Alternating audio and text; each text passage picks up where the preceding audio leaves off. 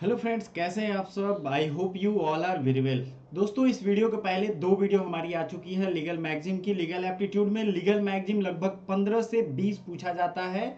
और जो भी बच्चे एलएलबी और बीएलएलबी 5 ईयर की दे रहे हैं उनको पता ही है 3 बजे वाली जो क्लास है, जिस दिन जीके जीएस की क्लास नहीं आती है उस दिन इस तरीके की क्लास आती है, यानी लीगल मैगजीन, लीगल एप्टीट्यूड, इन सब चीज़ों की पढ़ाई आपकी होगी।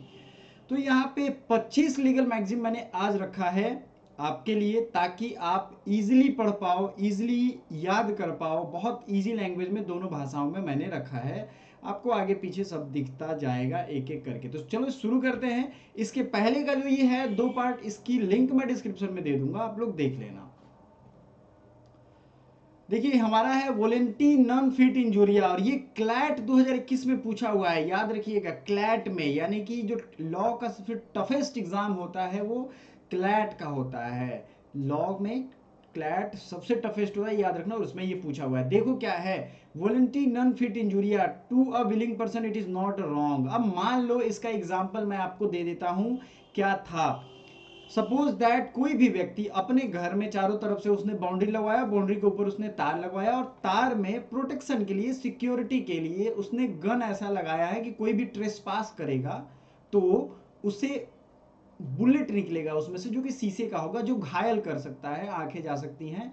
और कोई राम नाम का व्यक्ति है जो कि सोचता है कि इस सब को जानते हुए मैं उसके बाउंड्री में कूद जाऊं। किसी को पर्सनली उसको सिक्योर करना उसका राइट है, ये किसी भी लेवल में वो कर सकता है। लेकिन ये जानने के बावजूद अगर कोई कूदता है तो उसके लिए ये वर्ड यूज होता है, वॉलेंटियर नॉन फिट इंजुरिया, मतलब टू अ विलिंग पर्सन। वो जानता था, वो विल करता था कि मैं कूदूंगा, it is not a wrong. उसके लिए तो गलती नहीं है ना। वो सोच रहा है कि मैं मस्ती में करूंगा, इसको दिखाऊंगा कि हाँ तुम्हारा सिक्योरिटी ब्रीच कर सकता हूँ। The legal maxim holds that a person who is knowingly and voluntarily risk danger cannot recover for any resulting injury. अब मान लो वो कूद गया, कूदने के बाद उसको कोई मुआवजे की राशि नहीं मिलेगी, क्योंकि वो ये बात जानता था। ठीक है, उसके लिए ये प्रोवर्ब या लीगल मैगजीन वर्ड यूज होता है। आप लोग इसकी पीडीएफ तो मैं दे दूंगा टेलीग्राम में, बट मैं चाहता हूं कि मेहनती बनो और इसको प्लीज नोट करते चलो, क्योंकि ये एक सीरीज होगा जो कि आपके बहुत काम आएगा। कॉपी पेन पेपर में नोट करो, ठीक है, बहुत काम आने वाला है। कैवियट एम्पटर, ये क्या होता है? मीनिंग्स ऑफ कैवियट एम्पटर, क्रेता सावधान, देख कर बेचे। अब कोई भी चीज हो, बेचने वाला तो देखकर बेचता नहीं है, लेकिन उसके लिए भी ये लॉ है कि वो देखकर बेचेगा भी। मान लो कोई सी बिस्किट को चूहे ने खा गया और वो बिस्किट वो आपको दे देगा, तो आप अगर मर जाते हो, बीमार पड़ जाते हो, तो उसकी जिम्मेवारी किसकी होगी? कॉमर्स में ये यूज होता है, दुकानदार की होगी। Without a warranty the buyer takes the risk. कोई चीज होता है ना, वारंटी नहीं होगी फिर भी रिस्क वो लेता है।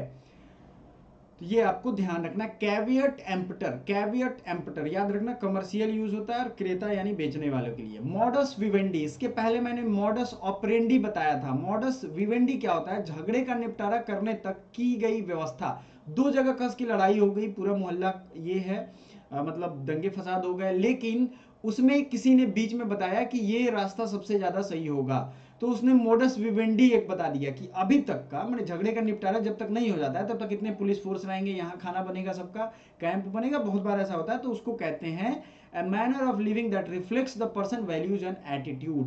मतलब कि ये भी इसका मीनिंग होगा, और झगड़े का निपटारा होने तक की गई व्यवस्था भी इसका लॉ के केस में झगड़े का निपटारा वाला ज्यादा सही है। अब है कॉजा पैटेट, ये देख लीजिएगा। The reason is open, obvious, plain, clear and manifest. अब इसमें इसको समझते हैं। बहुत बार ऐसा केस होता है ना जिसमें जो रीजन है, यानी जो कारण है, जैसे किसी की दुश्मनी पहले से थी और उसका मर्डर हो गया, तो रीजन उसमें क्लियर है ना कि उसका मर्डर हो गया, किसी ने धमकी भी दी थी और वो पहले से दुश्मन भी था। तो ज्यादातर चांस में ऐसे केसेस में वही फंस जाता है इंसान, उसके लिए कॉजा पैटेट प्रोवर्ब यूज करते हैं। प्यारे दोस्तों, आगे बढ़ने से पहले सेशन को लाइक करिए और 3 बजे जरूर आइए जब भी क्लास हो। डेली होती है वैसे क्लास, संडे को छोड़ के। तो आपको 3 बजे आना है, पढ़ना है, ये ध्यान रखना है। लाइक करो और चैनल को सब्सक्राइब करके जाओ। अभी बेल आइकन भी दबाना इसलिए जरूरी है क्योंकि टाइमली आपको पता तो चल पाए, तब आप पढ़ पाओगे ना। पता चलना ज्यादा जरूरी है, इसलिए बेल आइकन दबा देना। हैबियस कॉर्पस क्या है? रीट है, आपको पता ही है। ये रीट जो है, any of several common law writs issued to bring a party before a court of जज। हैबियस कॉर्पस मैं बता देता हूं क्या है। मेनली क्या होता है कि जब भी कोर्ट में किसी को कब प्रस्तुत करना है, 24 घंटे के अंदर, एक्सक्लूडिंग जर्नी टाइम। अब कोई व्यक्ति है जिसे मतलब एक, अब दिल्ली का कोई क्राइम हुआ, उसको अरेस्ट करना है कहां से, पटना से, तो जब वो दिल्ली और पटना के बीच का डिस्टेंस होगा उसको हटा देंगे, और उसके अलावे अगला जो 24 घंटा है उसके अंदर उसे कोर्ट में प्रत्यक्ष करना है। अगर नहीं करते हैं तो कोर्ट यही हैबियस कॉर्पस के तहत उस व्यक्ति की डिमांड करती है, बंदी प्रत्यक्षीकरण, बंदी को सामने लाओ, प्रत्यक्ष दिखाओ कि वो है कि नहीं। Habeas corpus, have the body of का मतलब, इसका मतलब होता है हैव द बॉडी ऑफ। ठीक है, चलिए आगे बढ़ते हैं, देख लेते हैं।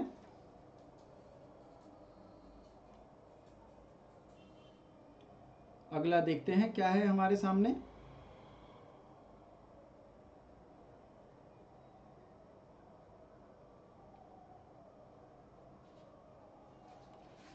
अगला है हमारे सामने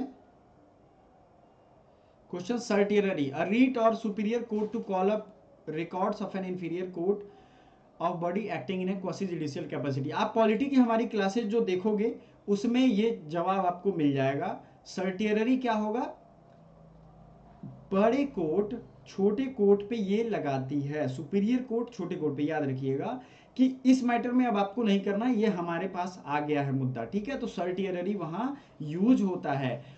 ऑडी अल्टरेम पार्टेम, to hear the other side, इसको समझो ना। अल्टरेम मतलब क्या होता है, दूसरा। अल्टरेम याद करो, अल्टरनेटिव, उससे जोड़ दो। अल्टरेम पार्टेम मतलब to hear the other side, किसी एक पक्ष को कोर्ट नहीं सुनती है, कभी भी दोनों पक्ष को सुनेगी तभी डिसीजन देगी।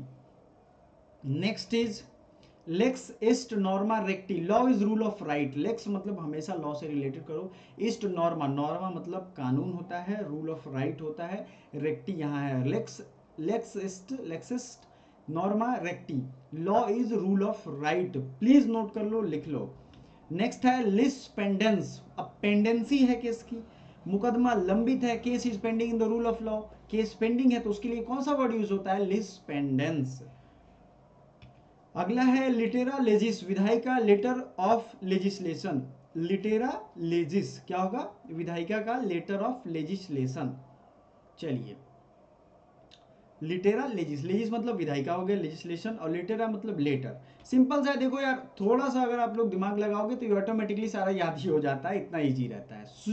सुओ मोटो, कभी कभी होता है ना, कोर्ट अपने आप से कोई एक्शन ले लेती है, जैसे कोरोना में बहुत लोग मर रहे थे तो सुओ मोटो एक्शन लिया गया था कई कोर्ट के द्वारा। तो सुओ मोटो मतलब क्या, अपने आप से, खुद से, अपनी मर्जी से, कोई उसके लिए पहल नहीं किया। इन इज, स्थिति में, विद्यमान, इन एग्जिस्टेंस, इन इसे, इससे का क्या मतलब होगा कि वो है, चीज एग्जिस्टेंस में है, स्थिति में है, उपस्थित है। नेक्स्ट देख लेते हैं क्या है, damnum sine injuria, damage without legal injury.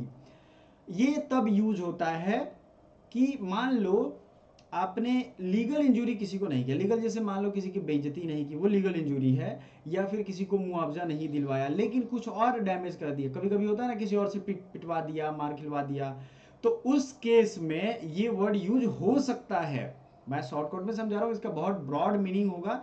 Damnum sine injuria क्या होगा, damage without legal injury, injuria without damnum, legal injury without actual damage. अब इसका उसको उलट दिया गया है ना, तो ये सिंपल है, दोनों को आप लोग समझ सकते हो। Damage sine injuria, damage without legal injury, legal injury without actual damage, ये इसका कोरिलेशन है। दोनों रिलेटिव चीजें हैं, एक ही चीजें हैं। लोकस स्टैंडी, कोर्ट के सामने आपकी स्थिति, आपकी स्थिति क्या है, कोर्ट कहती है व्हाट इज योर स्थिति, what is your locus standi.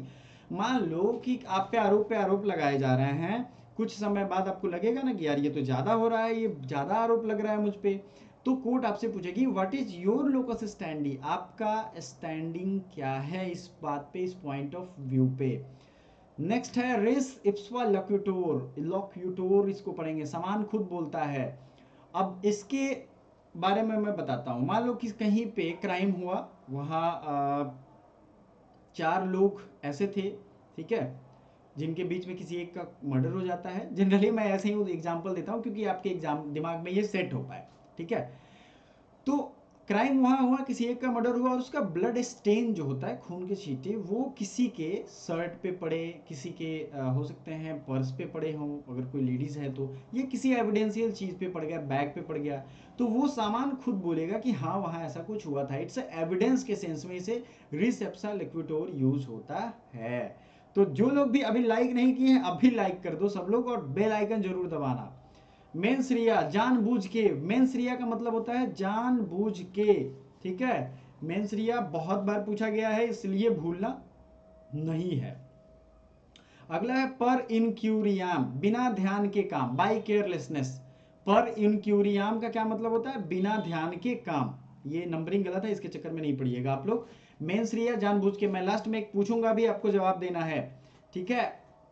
ऑर्ट्रीफोइस convict, पहले से ही दंडित, अब वो पहले से किसी मामले में दंडित चल रहा है और उसको अगले किसी मामले में दंडित फिर से करना है, तो क्या कहेगी कोर्ट वहां पे कि ऑर्ट्रीफोइस convict, defendant's plea stating that he or she has already been tried for and convicted of the same offence, time is priceless, time ज्यादा कीमती है, इसलिए हम लोग फास्ट चल रहे हैं, क्योंकि फॉर्म आ जाने के बाद तो तैयारी सभी स्टार्ट कर देंगे ना, पहले से तैयार रहो, ठीक है। ऑर्ट्रीफोइस कन्विक्ट मतलब पहले से ही दंडित। Void of initio, void from the beginning, शुरू से ही निरस्त। अब मान लो कोई ऐसा केस हुआ जिसमें कोई जान ही नहीं था, वो फालतू का न्यूज़पेपर कटिंग देख करके कर दिया गया, तो उसमें यही रिजल्टेंट आएगा बाद में, वाइड एब इनिशियो, ठीक है, वाइड एब initio, wide from the beginning. अब चलो आप लोग कमेंट करके हमें बताओ लाइव, मेंस रिया का क्या मतलब होता है? मेंस रिया अभी मैंने बताया था, फिर से आपको दिखाऊंगा, लेकिन अभी कमेंट करो। मेंस रिया, MENSREA जो था उसका।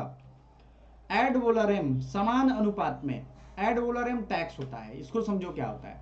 मान लो किसी कोई व्यक्ति के पास 2 करोड़ की प्रॉपर्टी है, अब प्रॉपर्टी के रिस्पेक्ट में ही या इनकम के रिस्पेक्ट में ही टैक्स लगाया जाएगा ना, तो जब ऐसे मुकदमे होते हैं तो टैक्सेशन वाले मामले में ही ये जुदा है कि अगर उसको इतनी करोड़ की प्रॉपर्टी है तो उस पर फाइन भी उसी अनुपात में लगाया जाएगा या उससे टैक्स भी वैसा ही वसूला जाएगा। चलो, लेक्स लोकी, विशेष स्थान का कानून, ये मैंने पढ़ाया है, रिवीजन के लिए रखा है। लेक्स लोकी का क्या मतलब है? Law of the land. चलिए अब दिखा देते हैं आपको। मेंस रिया, जानबूझ के, विथ इंटेंट, जानबूझ के तुमने अपनी मर्जी से उसको हर्ट किया या परेशान किया, ठीक है। चलो लेक्स लोकी, यूबी उबी जूसी बी रिमेडियम, जहां राइट होगा वहां उपचार होगा, जहां भी राइट होता है वहां वायलेशन होता है, ठीक है, ये आपको ध्यान रखना। जहां भी राइट आपका होगा वहां वायलेट होगा। आपको फ्रीडम ऑफ स्पीच है, लेकिन अगर आप, हो सकता है कि कहीं गाना गाते हो किसी विशेष, जैसे होता है ना धर्म के संबंध में, ज्यादा कहीं गाना आपने गाया तो हो सकता है वहां के लोग आपको पीट दे, तो जहां भी राइट है वहां आपका वायलेशन होगा, तो वहां उपचार होगा। रिमेडियम मतलब उपचार, यूबी जस मतलब वहां होगा। एक्चस रियस मतलब guilty act, एक्चस Riot, guilty act मतलब आपने किया कोई क्राइम, लेकिन आपको है कि ये गिल्टी एक्ट है, मुझे नहीं करना चाहिए था, है ना, एक्चुअस रियस। इग्नोरेंसिया फैक्टी एक्सक्यूजाट, ignorance of the facts can be excused. देखो, फैक्ट का इग्नोरेंस जब हो वो क्षमा होने योग्य है, इसके लिए वही वर्ड होता है इग्नोरेंस का, इग्नोरेंसिया फैक्टी एक्सक्यूजाट, ठीक है, ओके। इग्नोरेंसिया जुरिस नॉन एग्जीक्यूट, ignorance of law cannot be excused. अब लॉ का इग्नोरेंस बर्दाश्त नहीं किया जाएगा। देखो क्या यहाँ कह रहा है, फैक्ट का बर्दाश्त किया जा सकता है, आप कोई फैक्ट ना दो वो चल सकता है, लेकिन लॉ को ही इग्नोर कर दो, मान लो कोई विशेष कानून है उसको ही इग्नोर कर दो इस चक्कर में कि चलो छोड़ देते हैं क्या हो जाएगा, है ना, तो ऐसा नहीं होगा। अब देखिए 50 मैंने आपको रिवाइज करा दिया, अगला जो हमारा आएगा 3 बजे लाइव सेशन, जो क्लास आएगी वो इस 50 को मैं रिवीजन कराऊंगा, ठीक है। जब भी आए आपको इन्फॉर्म कर दूंगा, टेलीग्राम में इसका डिस्क्रिप्शन में लिंक भी है, सारे PDF वहां मिलते हैं। सो आप सबसे विनम्र आग्रह है कि ज्यादा से ज्यादा दोस्तों को शेयर करो। Thank you so much.